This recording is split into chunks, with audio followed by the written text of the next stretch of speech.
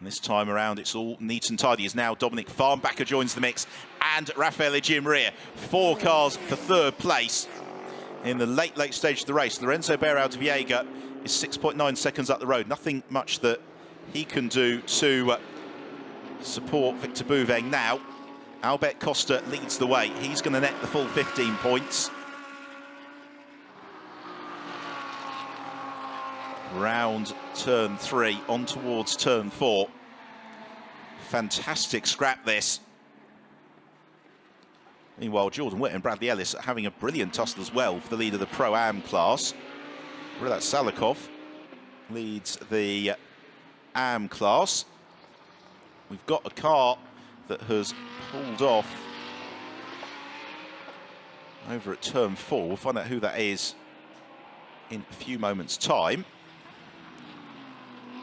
And it is, unfortunately, Miguel Ramos, who has come together with Marcello Hahn and dinked the front suspension on the Spirit of Race Ferrari and now into the gravel trap. It's disappointing for, very disappointing end of the season for Miguel Ramos. So again, it's through this final section on the lap. This is where it gets really uncomfortable for Victor Bouveng.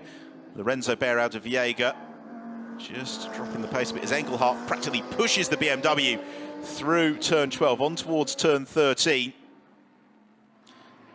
And Bouveng, how long can he withstand the Lamborghini? Engelhardt is all over his tail. He'll look for the switchback. That's well defended though from Victor Bouveng. And so Bouveng survives another lap. They go in to the penultimate lap of the race, the penultimate lap of the championship. There is Lorenzo Beirao de Viega, who they are catching. Beirao de Viega being some 3 seconds off the pace last time round, so he is going to become part of this scrap as well. So they'll get on the brakes, turn through the opening sequence. It's going to be incredibly uncomfortable these last 2 laps around the circuit to Barcelona-Catalunya. Giovanni Venturini can barely afford to watch.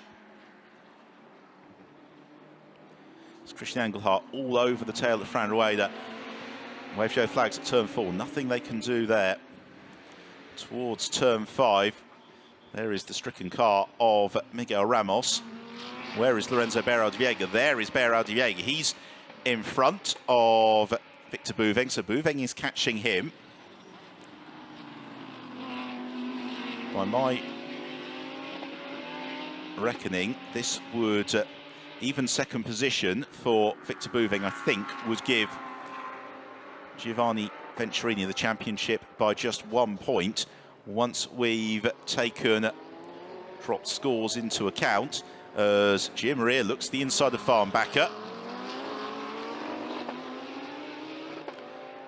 And these are the corners that Victor Bouveng really has to cover, because this is where Christian Engelhardt has been all over him last couple of laps. And Engelhardt jinks to the inside at turn 13. They come down into the chicane for the penultimate time. Albert Costa is about to rumble through and start the final lap of the race. He does. Oh, and a little bit of a bobble for Bouveng. Oh, and there's a little bit of contact as well into turn 16, and Bouveng goes into the gravel trap, and he's going to emerge. Maybe he does, but at the very back of the chain, there was just a tag with Christian Engelhardt, and Victor Bouveng drops down the order. It's side by side for 3rd between Farnbacker and Engelhardt. Christian Engelhardt covers the line, or does he? Farnbacker then tags him midway through turn 1. As they climb uphill, there's everything to go for here, but Victor Bouveng has been demoted. It's going to give the championship to Giovanni Venturini, as Engelhardt swings very wide coming out of turn 3 into turn 4. Have to behave themselves through turn 4, although the yellow flags have retreated. Who is going to get 3rd position? That battle, it had to come to a head at some point. Albert Costa leads the way. 2nd, Lorenzo Beirao de Viega. 3rd is Christian Engelhardt. And down to 6th is Victor Bouveng, and that will hand the championship to Giovanni Venturini. So Christian Engelhardt has done exactly what he was drafted into the team to do. He's hassled and harried Victor Bouveng throughout the late stages of the race, and it has paid off with Bouveng slithering wide. For Albert Costa and Philipp Fromenvilla, it's not quite the result they wanted from the weekend, but it's going to be their 4th victory of the International GT Open season.